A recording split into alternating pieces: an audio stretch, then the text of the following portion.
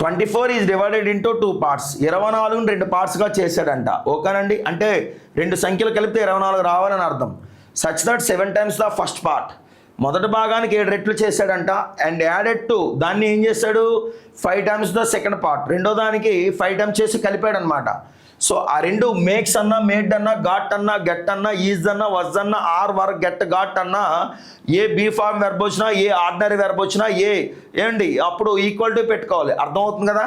So 146 the first part ఎంత అని అడిగాడు. రెండు కలిపితే 146. మొదటి భాగం ఎంత అని అడిగాడు. డియర్ ఆస్పిరెంట్స్ చూడండి, ఇక్కడ చూసుకుంటే కనుక నేను ఫస్ట్ పార్ట్ ఏం చేస్తానంటే 24 అనుకుంటున్నానండి. ఫస్ట్ పార్ట్ ఏమనుకుంటున్నాను, 24 అనుకుంటున్నాను. మరి అప్పుడు సెకండ్ పార్ట్ ఏటవుతుంది బాబు అంటే కనుక సెకండ్ పార్ట్ 0 అవుతుందండి. సెకండ్ పార్ట్ ఏమవుతుందండి, ఇక్కడ 0 అవుతుందండి. ఇలా చూడండి ఇప్పుడు ఫస్ట్ పార్ట్ 0 అనుకొని సెకండ్ పార్ట్ని 24 అనుకునే ఛాన్స్ ఉందండి. ఎప్పుడు ఆ ఛాన్స్ తీసుకోవచ్చు నాన్న, నువ్వు ఎలిగేషన్ మెథడ్లోనే ఛాన్స్ తీసుకోవచ్చు. ఇంకెక్కడ పడితే అక్కడ తీసుకోవడానికి అవ్వదు. ఓకేనండి. 5 టైమ్స్ అండి. రెండో భాగానికి ఎంతనన్నా, రెండో భాగానికి 5 టైమ్స్ 25 ఏళ్ళ 175, ఒకటి తక్కువ 7 ఒకటిలో 7 తీసేస్తే 168 అండి. ఇది కలిపేసుకుంటే ఎంత అండి, ఇక్కడ 168. ఇది చూసుకుంటే కనుక 120 అండి. Understand are not? సో యాక్చువల్గా 168 కాదు కన్ఫామ్గా, 120 కూడా కాదండి కన్ఫామ్గా. ఎంత అంటే 146. యావరేజ్గా ఎంత అండి, ఇక్కడ 146. అండర్స్టాండ్?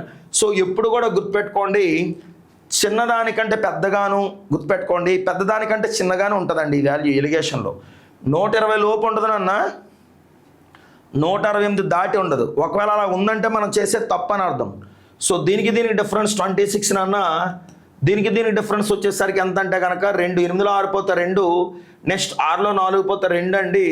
అట్లాగే చూసుకుంటే కనుక 22, 2 13లో 26 అండి, 2 11లో 22.